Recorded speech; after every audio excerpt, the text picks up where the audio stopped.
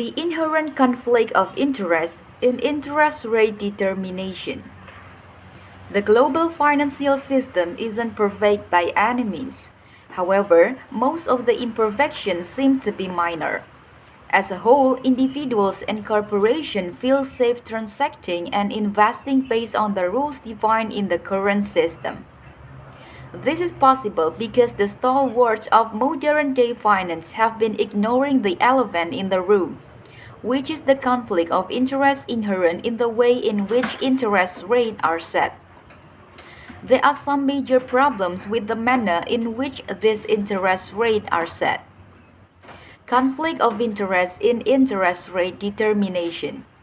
LIBOR is one of the most significant interest rate in the world. LIBOR is short for the London Interbank Offered Rate. This means that LIBOR is nothing but an average of the interest rates, which is quoted by major banks in London. LIBOR is not the only interest rate which is derived in this manner. All major interest rates in different parts of the world are derived in the same way.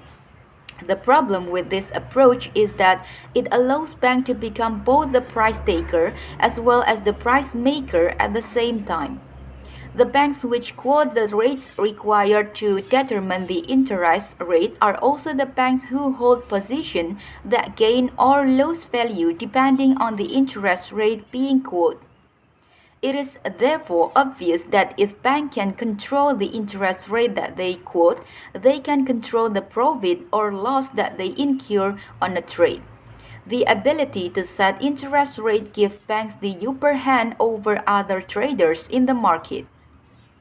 The manipulation of interest rate by participating banks isn't a theoretical construct.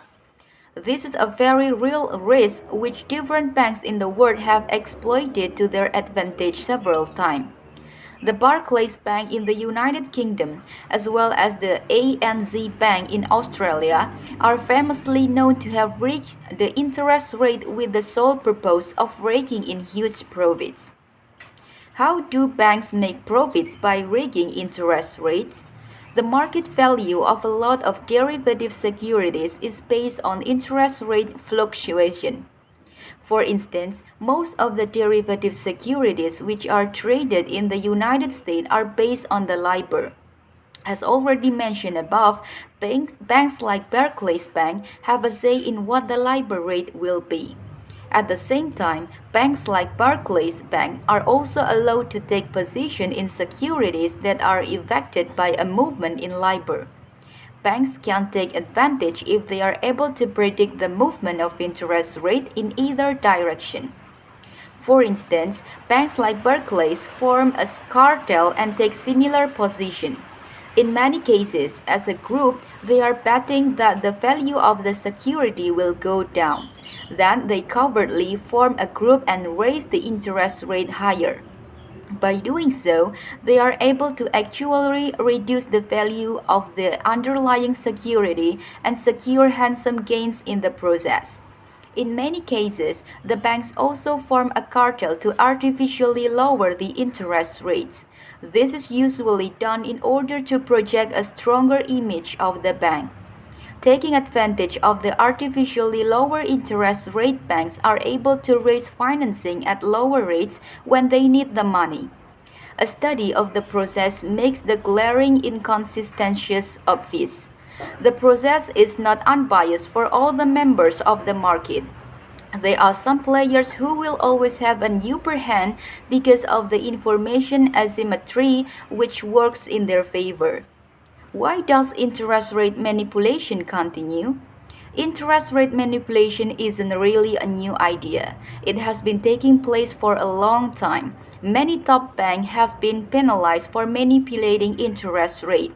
The total amount of fine and penalties collected have been upward of $9 billion. Of traders have been suspended or terminated from the job for trying to manipulate interest rate. More than 20 traders have been sent to prison, some for as long as 11 years. However, the interest rate manipulation just doesn't seem to stop.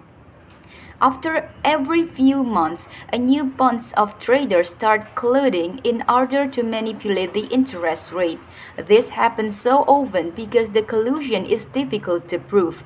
Until and unless there is clear-cut evidence of collusion, such as email or recorded telephone conversation, collusion is almost impossible to prove. Thank you.